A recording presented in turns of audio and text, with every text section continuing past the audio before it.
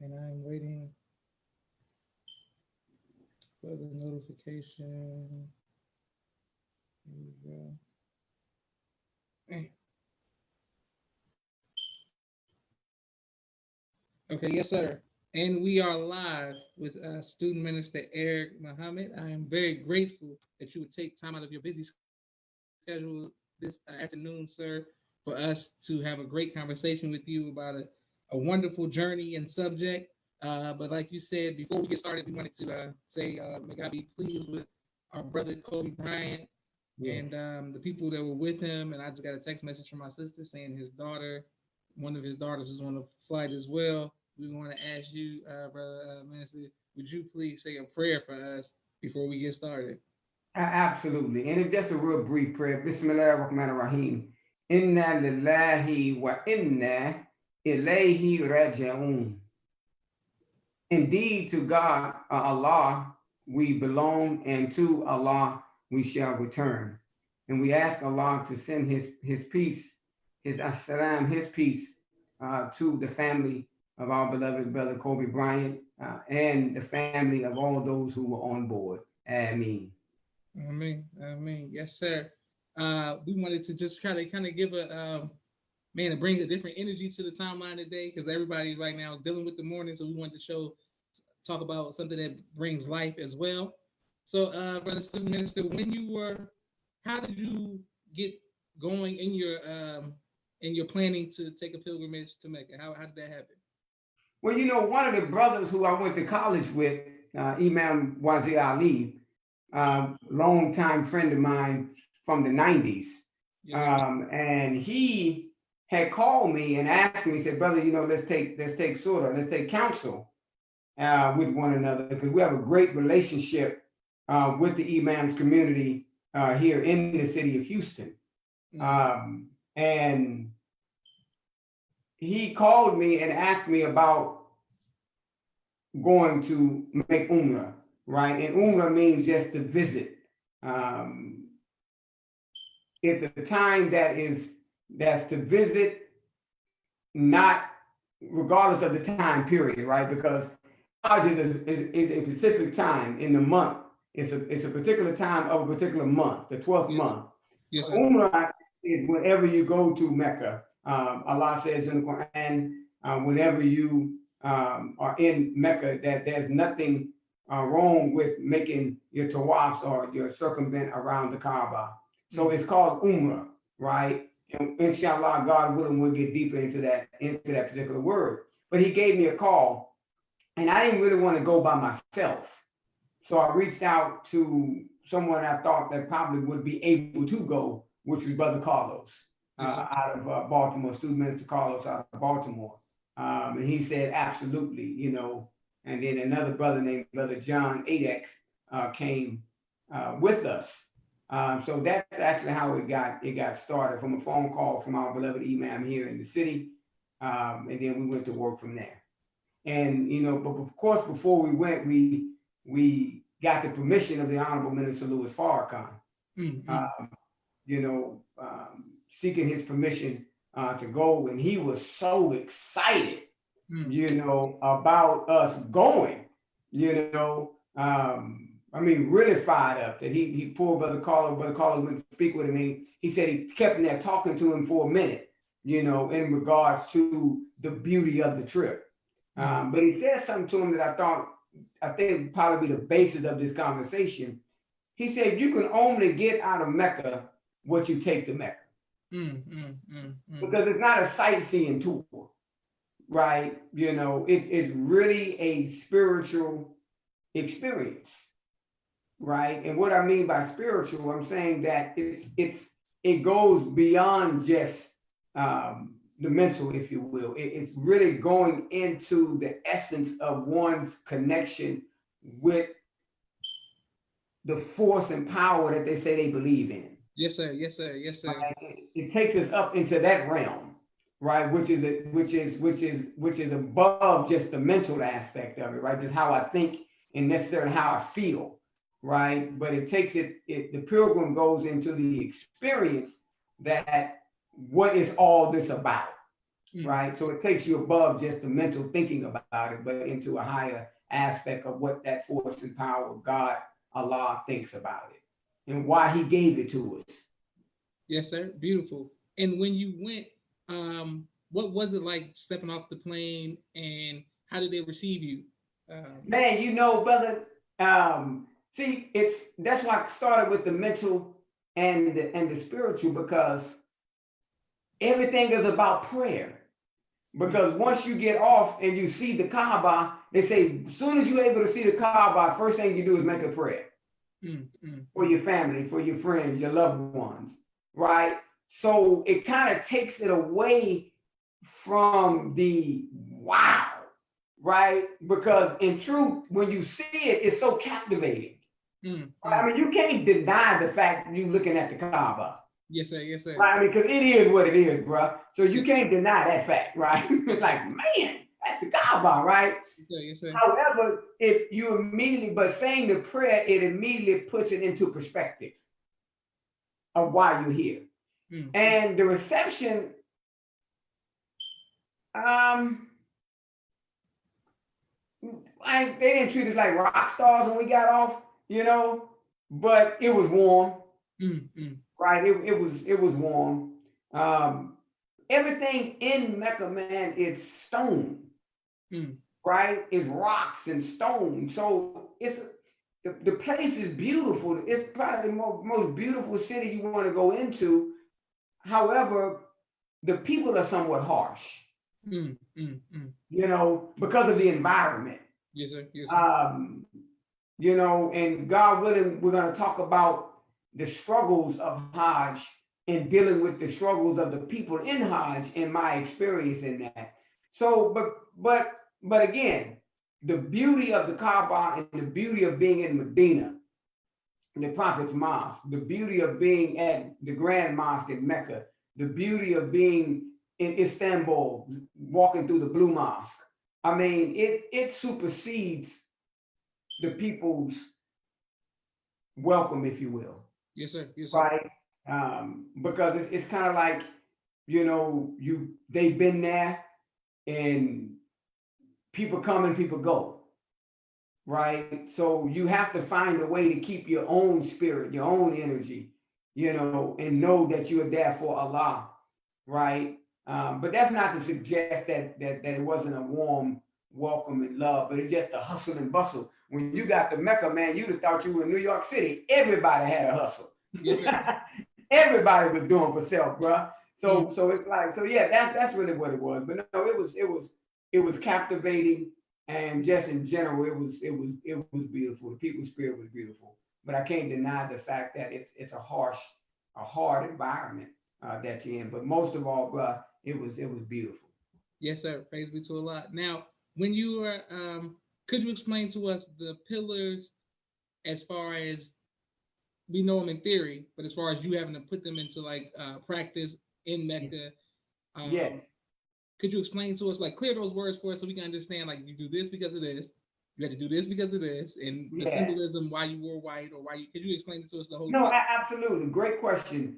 Because when I got back and I taught at the mosque on Sunday, yes, sir, you know, I said that if we could actually take our journey in America and bring the symbolisms or the rituals that are in Mecca to America, our journey, we would be able to fully have a great appreciation for our journey. yes, sir. Right? So by the symbols being over in Mecca, but our journey and expression is here, then somewhat there's a gap, right? So when I got there, I got a chance to close the gap, right? So again, the first thing you do is we went into Medina first, which I appreciate Brother Suleiman Hamid, which is out of Atlanta. You know Brother Suleiman, the imam, that beautiful brother. You know, I didn't know his parents were Pride of 75 out of Oakland. So we had great conversation with Imam Suleiman Hamid. And he took us into Hajj Pros, took us into Medina first. Because when you go into Mecca, you have to go into what is called the ihram.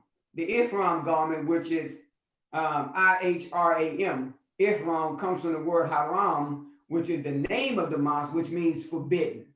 Certain things are just forbidden, right? So when you come in, like when you come into the mosque, certain things are forbidden. It's really the mosque, like in Houston or Atlanta, you go through checkposts because certain things are forbidden to come in. Yes, so the mosque is known as the forbidden area, right? These things are forbidden. So when you come into the mosque, whether you're in America or in the Nation of Islam, regardless of where you go, when you go through the check procedure, you have entered into haram, forbidden space. Certain things are just absolutely forbidden. No guns, no drinking, no smoking, no all these things, cussing, fighting, all these things are forbidden. So that's what haram is. So when you come through check posts, that's what you're doing. You're being checked, and the forbidden things are left out because you're coming into an area that is known as the forbidden area, right? So yeah, that's a good example of check posts and why we have it, and why certain things can come in, why certain things can't come in. So we went into Medina, and in going into Medina, you don't have to put on the ihram garment because you're not in a state of ihram, right? In the state of not putting on scent, right? Not putting on things that are forbidden, that won't allow you to be in that state, that make all the men universal, because women don't have to put on these two garments, right?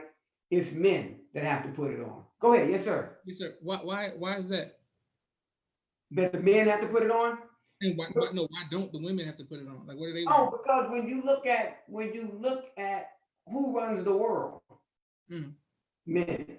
Yes, sir. Right? Men mess it up, right? We're ruling government, right? Yes, and oftentimes women are suppressed and oppressed. Yes, sir. Right? So men have to take off that power of their own garment or wherever they are and put on what the scripture says, sackcloth and ashes. Yes, sir. Yes, sir. Yes, sir. Right? To humble ourselves to the greater power, which is God. Right? Because it is true, as we're taught from the teaching of the Honorable Elijah Muhammad, every time you look at a black man, you're looking at God. Right? So we clearly understand where that dominancy of power rests. Yes, sir. Which is in the man. That doesn't suggest that women don't have it, but they're dealing in dominance and recessive. Yes, right? Sir. And dealing with that dominancy, men have to put that on. Yes, sir. Right? But going into Medina, you don't have to put it on. Going into Mecca, you do, because now you're going to perform your rites, which is the rites. Right? You have to perform your rites. And the difference between Hajj and Umrah are there are less rites in Umrah than there is in Hajj. Right? The rites. Yes, sir. Right? So we went to Medina. We spent 4 or 5 days in Medina praying in the Prophet's mosque. And then once you put on, when it's time to go to Mecca, you got to put on that garment called the ihram, the 2-piece garment with nothing on underneath. So we don't wear no undergarments, no t-shirts on top, and no undergarment or underwear on the bottom. Straight wrapped in that sheet. And I'm not a big brother, so so I had to tie that thing around twice, man, and put on a belt as well. So it was strange, and it can become so tiresome you can actually forget that you have it on. So you got to watch how you're sitting, your manners and all of that. So, but once you got there, the first thing we did is once we saw the Kaba, we made a prayer, right? Then once you make that prayer, you begin your 7 circuits around. But the first thing you do is you throw that right arm of your ihram over your shoulder. So your shoulder is left out. Now, during the time of the Prophet, peace and blessing of Allah be upon him, this ritual was so profound because they were all, in the years of Medina, they were always in battle with the Quraysh, the ruling class of Mecca. Yes, sir. Right? So Medina is 280 something miles, the same distance Detroit to Chicago. Yes, sir. Yes, sir. So, but they wasn't on buses. Mm. They wasn't flying planes. They were either walking or they were on camel, right? So can you imagine what that's like once you arrive to Medina or to Mecca, 280 miles walking on camel? Mm. So the Muslim men were tired. So the Quraysh would leave and they would go into the hills while the Muslims were able to occupy Mecca and go around the Kaaba, make their tawafs around the Kaaba. Yes, sir. So when they went in the hills, the enemy were watching Muhammad and the Muslims. So Muhammad told them to do, regardless of how tired you are, you get from and throw it over and show your right shoulder. Mm. Right? So that the enemy will always see that anytime we're ready to fight, if it comes down to it, then it's time to handle your business if we gotta fight. So throwing that over your shoulder shows the strength. Throwing it over your shoulder showing that you're also ready for battle when it's time to fight if they want to come out the hills. But you only do it for 3 circuits. Yes, sir. Rest 2 minutes. Your camera's frozen. That was all right. So you only do it for 3 seconds. 3 seconds coming around, and then you put it back down and you continue. Because it's not about them, right? It's about your connection with Allah. So you're not going to go around the whole time concerned so much about them. So now just imagine you thinking about them most of the time, right? So what effect does that have on your spirit and your connection with Allah when you got to concern yourself with your enemy? So at a certain point, I'm going to show you I'm strong. Then at a certain point, missing me with all that. I ain't trying to hear you because I'm focusing on my God now. Yes, so sir. You see the balance in that? Yes, sir. Yes, sir. And that's the beauty of it, right? So once you make your 7 circuits around, there are 3 stations or 2 main stations. The station of Ibrahim, where he began to establish or lay the foundations of the Kaaba that you see in Surah 2, 125, when Allah says, O Abraham and Ishmael, laid the foundations of the Kaaba. Yes, sir. Right? So that's the station of Ibrahim. So once you make your 7 circuits around, then you go and you recite the Al-Fatiha, make your 2 rakahs, and you recite, and rakahs are just simply 2 units of prayer. Yes, sir. Right? And you recite Al-Fatiha in one, and then Surah 109 in the first one of that. And why Surah 109? Because it says, "Oh, you who disbelieve. For you is what you worship. And I don't worship what you worship. Neither do you worship what I worship." So right there, you're telling them, for you is your stuff, man. I ain't with that. Right? So even in Surah 109, it's condemning disbelief. And the condemning of the disbelief is only going to strengthen the believer. Right? So when I got back on Sunday, I was giving a little cuss words in there, right? When I was teaching. And the brothers was like, "Man, you pulled out your inner hood." I said, "Man, I said some cuss words, but they wasn't cuss words because I didn't have words to say." I said that was truly my spirit of understanding that you are strong in your belief to establish anything in life that you desire to establish. And you're going to, Allahu Akbar, and you're going to condemn disbelief. Yes, sir. Yes, sir. So you can't, so what's the language of football?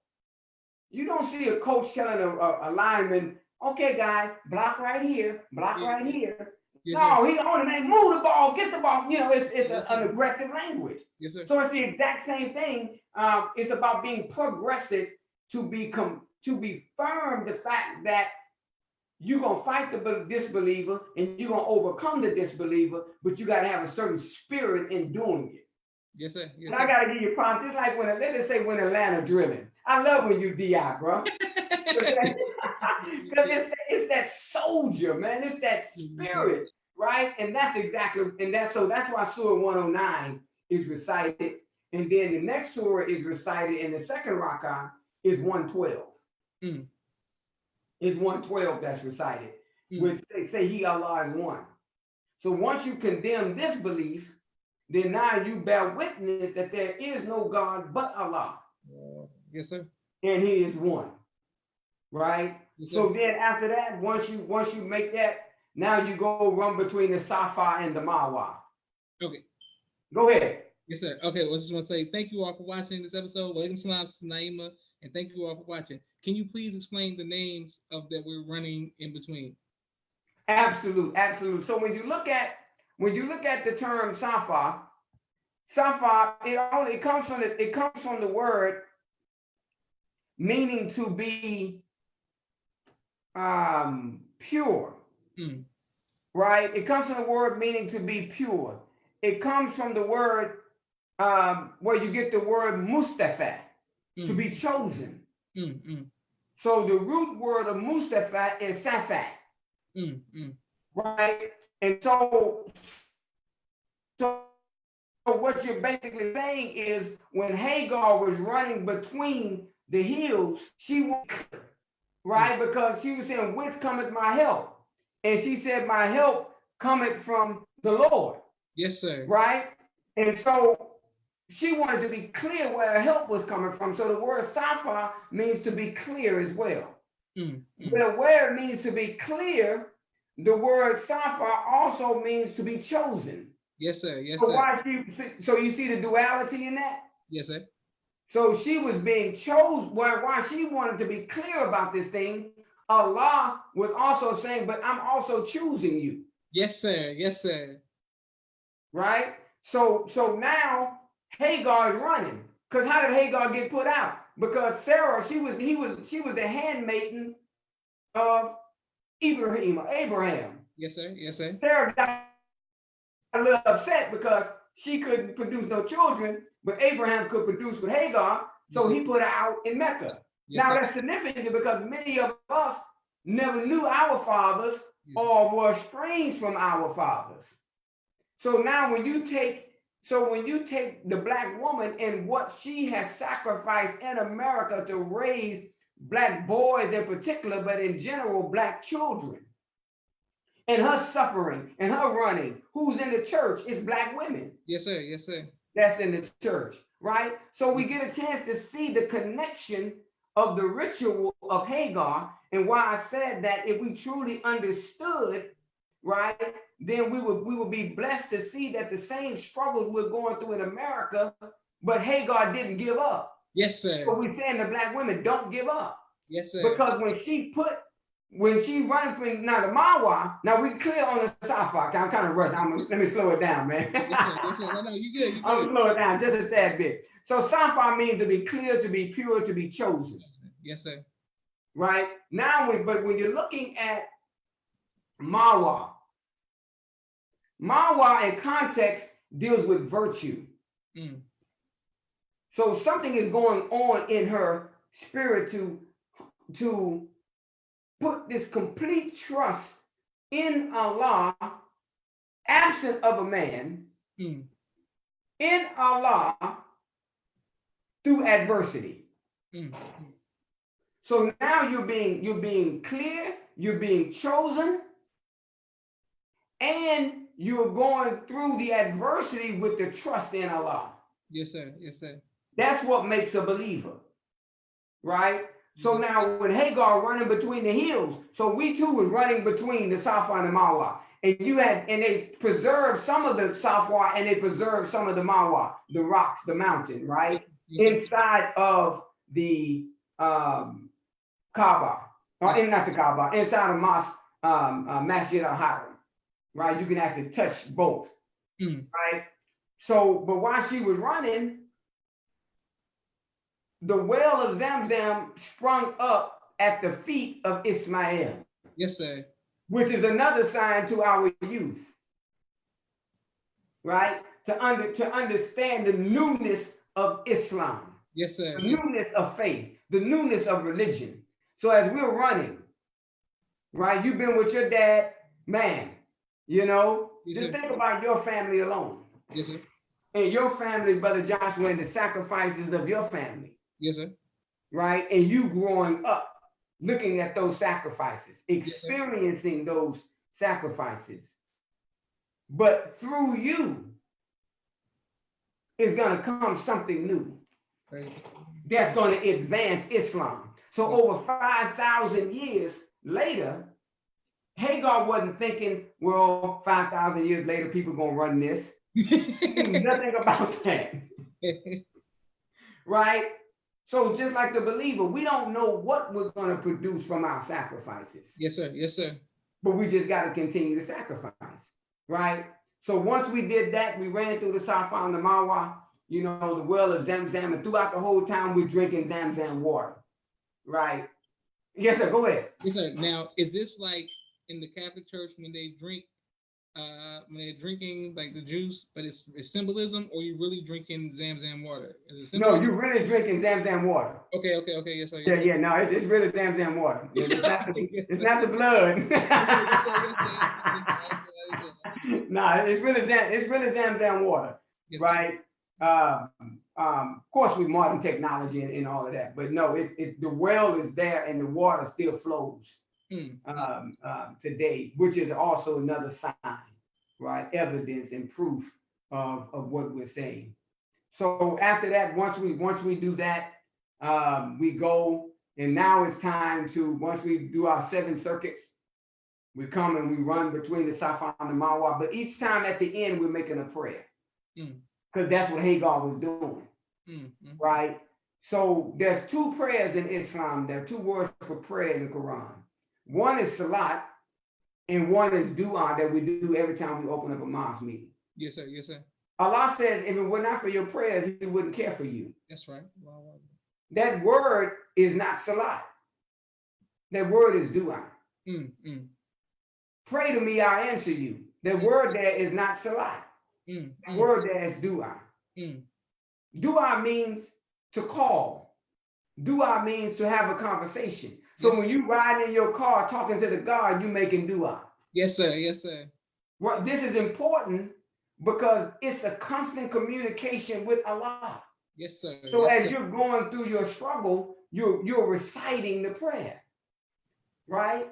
And then with the expectation that He's going to bring you up out of that. Yes, sir. That's why we run through the Safa and the Marwa, because He brought Hagar and Ishmael out of it. Yes, sir. So even though Hagar was put out, she asked in the book Hajj. Look on my shelf, see if I have it. Yeah, in this book called Hajj, she asked Abraham a question.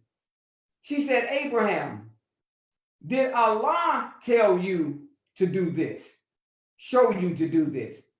And his response was yes. And then she said, okay, I accept that. Now, what about our relationships and our marriages? Did you tell your wife that? Your wife look at you like, well, you done went crazy, yes, right? Yes. But then look at the relationship between Ishmael and Abraham. You see, so it had to have been guided by Allah, because Ishmael said, well, if Allah wants you to sacrifice me, then I'm willing to be sacrificed. Then he told Abraham and Ishmael to lay the foundations of the Kaba. So here it is, the father and son working together. So evidently that's a sign to show you that even though Abraham had to do that, the relationship between the father and son was good. Yes, go ahead, my brother. Yes, sir. It's like you hit a microphone or something, like your sound started to change a little bit. Okay. Okay. Can you hear me? Yes, I can hear you. Excellent now. Okay, great. So that's the thing between the father and son. That just shows you. So another sign in that, as you asked me earlier, the connection, the relationship between, this journey over there and the journey over here. Yes, sir. Right? In the relationship, you wrote a beautiful book, my dear brother. Let me find it on my shelf. You got the. But yeah, it's I'll find it in a second. But you wrote a beautiful book, right? But that's the relationship between Abraham and Ishmael. Yes, sir. Yes, sir. Even though it could have been estranged. Yes, sir. Yes, sir. But we see Allah shows in the Quran that they work together. So once you complete the Safa and the Marwa, once you make your 7 circuits around, right? The station of Ibrahim and the black stone and the Kaba. I'm gonna get to the black stone in a second. Yes, sir. Yes, sir. Once you do that, then what happens is now you gotta go with your haircut. The haircut now wraps everything up. You completed your Umrah. It's done once you get your haircut, right? Now the haircut represents shaving off old thinking. So now some people that make stuff up talking about the lower you get your haircut, the more blessings you get. I say, man, just put the first bar on there, man, just cut it down. I leave them blessings for somebody else, right? But yes. So a lot of brothers did go bald, but one brother had 3 years of dreadlocks. That was in our delegation. Young brother, being Brother Omar. 3 years of dreadlocks, right? And when he got there, he was so excited, and he went straight bald. You see, taking it all off, because right there you begin to see what's more important, right? And what's more important is the worship of Allah. Yes, sir. But the worship of Allah affects your thinking, because all of this is challenging the way that I think, right? How I feel about myself. Is my hair greater, right? And my main concern was the sterilization. So there's a picture of me on Facebook where the dude went to grab his clippers, and I grabbed his hand. Right? I said, man, you gotta clean them clippers first, man. Because so many people are coming through getting a haircut. Yes, sir. Yes, sir. Right? And that's one of the things that Brother Imam Sultan Rahman said to do was, be careful about that, right? Take precautions. So I had some little wipes, hand sanitizer that I was handing to everybody, once they got the haircut, to put it on their head to make sure all that was good. So that actually completed the rites is the haircut, is to shave off the old thinking and to begin the process as the new hair grow back. The ritual is that new thinking grow back. Right. So I'm not the same person that I was when I went over. Right. I see things different. Right. Because once you up and out of America in the hustle and bustle, right, and you're going to a space where we pray to every day, where all of the prophets, where the God, the great Mahdi himself was born. Yes, sir. Yes, sir. It says in the Bible, God is from T-Man and the Holy One from Mount Paran. Yes, sir. And that both of them is in Arabia. T-Man is in Arabia and Mount Paran is in Arabia. Yes, sir. Right? So the energy in that space is just undeniable. Right? So and taking the minister's words, you can only get out of Mecca what you take to Mecca. Right? And so, of course, you going over there, you thinking like, wow, man, you got the, you're excited about the trip, you're feeling good about yourself. That's in your thinking. When you're dealing with 1 million+ people, so I'm in the Prophet's Mosque in Medina, and I'm making my prayers in the original dimensions of where the Prophet house was. And this one I realized what the Honorable Minister Farrakhan said when he said, man, they worship stone. They're very fanatical, man, without reason. So they would run over you. You can literally get trampled. Right? So while Brother Carlos was on the ground with his head down, another brother to my left, I was in the middle. I came up out the shelter position. I'm sitting on the ground. and the brothers were in a chest position with their forehead on the ground. And a crowd of brothers just started running through. So I came up and put my arm over the brothers, right, and was blocking out the brothers as best I could. And then one brother just wouldn't stop. So I thought about what the minister said, and I immediately jumped up. Right? You would have thought I was from the south side or the north side of the ATL. Brother, I jumped up, man, and went at this dude, man. So I'm about to fight in the prophet's mouth. I said, Lord, have mercy. It got that crazy because they showed no concern. And we know that the prophet and the Honorable Elijah Muhammad said, you're not yet a Muslim until you love for your brother what you love for yourself. Right? So I jumped up, man, to protect my brothers because it was just crazy. And the other brothers, man, apologized. Right? But if you don't stand up for yourself, right? I saw people run, they literally run over you. Right? So, and that's the same way we have to be. So one thing I walked out of Medina understanding is that as Muslims, people of faith, period. You have to be firm in your belief, but also be kind. Yes, sir. Yes, sir. So when somebody want to come talk to you, don't act like you know it all. Don't act like you hard, right? Address their question. Have a conversation because we all want to grow. We all want to evolve. Yes, sir. Yes, sir. Right? So there's no weakness that should be found in our presentation. But at the same time, we should be loving and kind and caring. That we can easily move the people through. You're not FOI, we'll move people through. We'll make our prayers, okay, move on through. We could have got the crowd through. Yes, right? That's just a part of our training. But that was the thing, man. So so I felt about this big, brother, because I was really hot, you know, and I was feeling bad at the same time because. But I realized, I said, wow, this is all a part of it. That was in me, right? So I wasn't wrong altogether because my brothers could have been hurt, right? And brothers seemingly didn't understand what I was saying. So you had to get a little progressive with him. Yes, sir. Yes, sir. Right? So they can understand, wait a minute, man, so we can have this understanding. So that's when I began to understand that it wasn't all just the excitement, good going. There's some things in me that I gotta get out. Right? So you're gonna be tested still, just like in life, period, you're gonna be tested.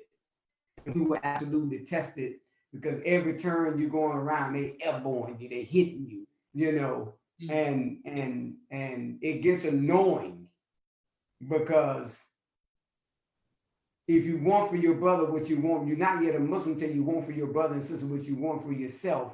I did not see that displayed. Right? So now how do you deal with that? Right? And remember, we heard the minister say, my way wins. So all of this is in my head now, Josh. So how do you deal with that? Right? So just being real. So I told the believers, I said, I know many of you all said to me that it was like you were physically there. On the trip because of the pictures and the posts and all of that. And I said, so now what I'm going to do is give you my mind while I was there. Because I saw growth, right? I saw that not getting angry because these individuals, I didn't think that they meant to do it. That's just their behavior. You know? So how do you deal with that? Right, to reform our people. And you know, at FOI class, right before we left, Friday night study group, right before we left, we were studying the price of redemption, and we read an article from October 3rd, 1988. Sister Ava was talking about the minister does not respond in like manner. So all this is in my head on how do I get back to this. How do I get to a spiritual state? Or I could have just moved the man out the way. I didn't have to become so aggressive. You know, I didn't have to do that. I didn't have to jump at my man like that, right? I could have stood up and was firm and just had a conversation, right? So that's something that I learned, you know, that is all not quote unquote spiritual, if you will. Yes, sir. Yes, sir. You're gonna have to have your bumps and bruises, and how do you deal with it? Praise be to Allah. Thank you. And thank you all for watching. Brother Victor XL says, ASA, bro, this should be made available on DVD. Brother Daniel, some Laker brothers, Sister Miriam, peace family. And thank you all for continuing to watch. Yes, sir. If you could say the one thing to encourage others to take a pilgrimage, what advice would you give to us to encourage us to go to do it for ourselves? One, Allah requires of the Hajj, that's one of our pillars of faith. Yes, sir. He says that make it at least once in your lifetime. Because I'm a firm believer, Brother Joshua, is this. Inspiration is natural. If you drink enough water, you're going to be inspired to go to the restroom.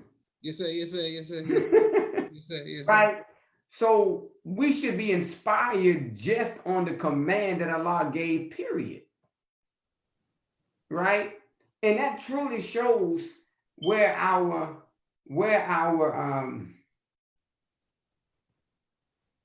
faith is in the God.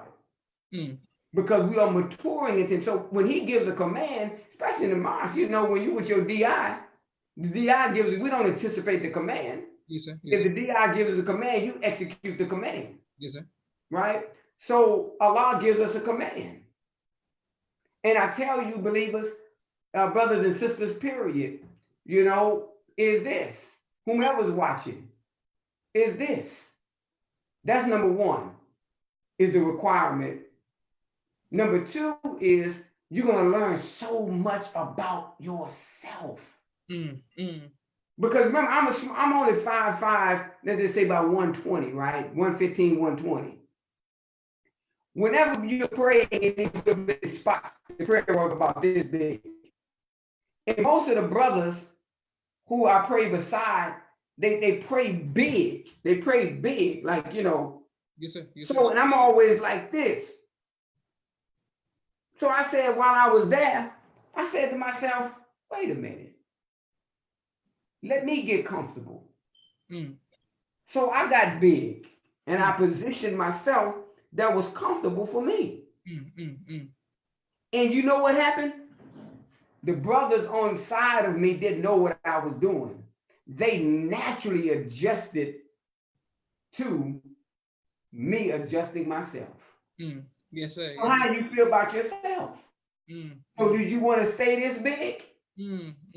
Or do you want to grow? That growth is in you. So make people adjust to you. Yes. So I learned that. I don't know if I would have learned that without this experience, because I'm in that space. I just don't know, because I never thought about that before. I always prayed to stay like this, make sure people around me were comfortable, right? But being in that space, so I encourage you to really, truly invest yourself in your intention to go, and then make your word bond. Yes, sir.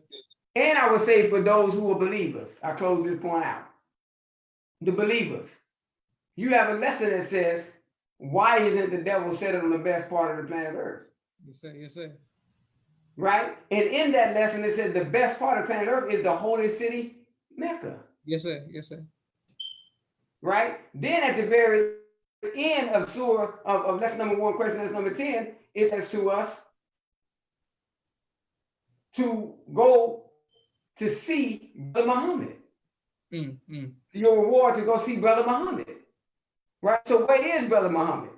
In the city of Mecca. Lesson number 1, question answer number 10. So these are other little nuggets and little jewels that want to encourage us to have that inspiration to want to say, you know what, I want to go.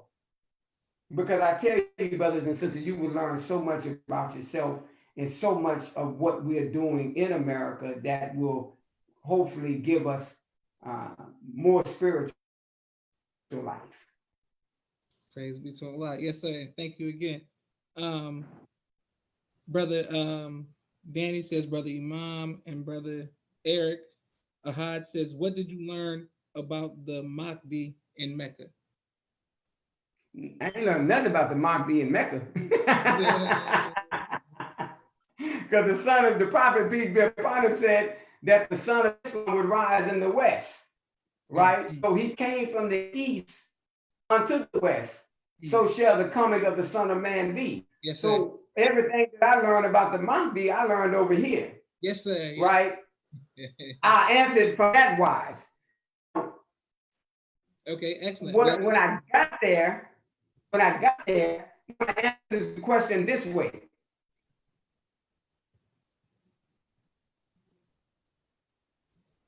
Okay, but man, so yeah, okay, 1 second, people. All brother, he gets his the camera froze again, sir. And thank you all. Okay, froze again. Yes, sir. Okay, but it's back now. It's back. Okay, good. So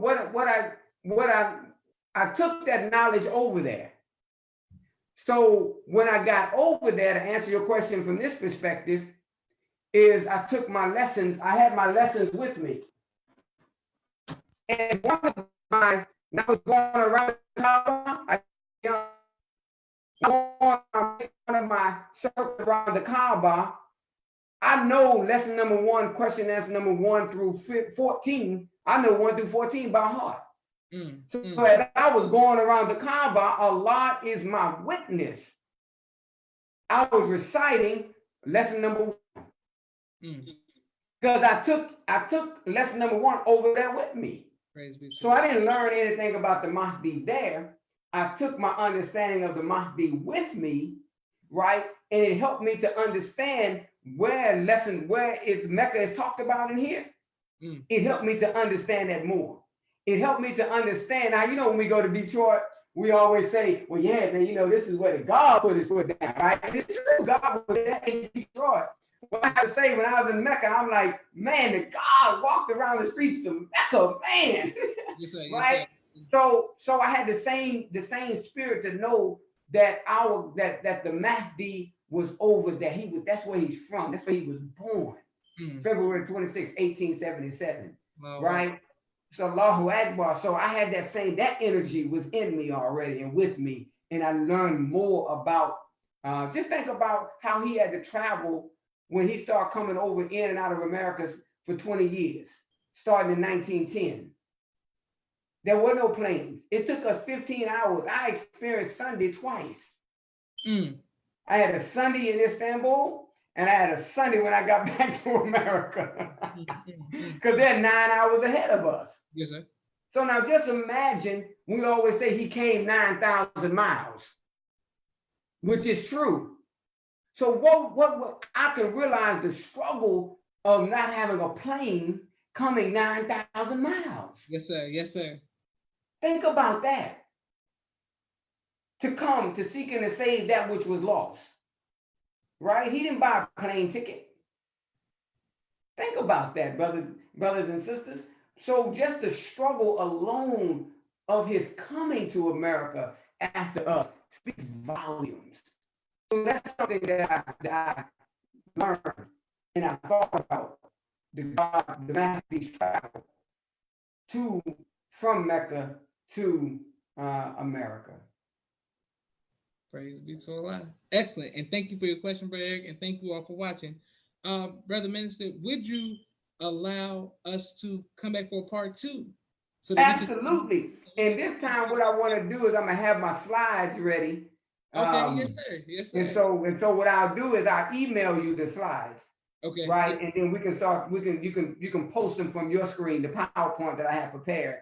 And we can just go through that particular PowerPoint that explains another point about trying to get to the last stone.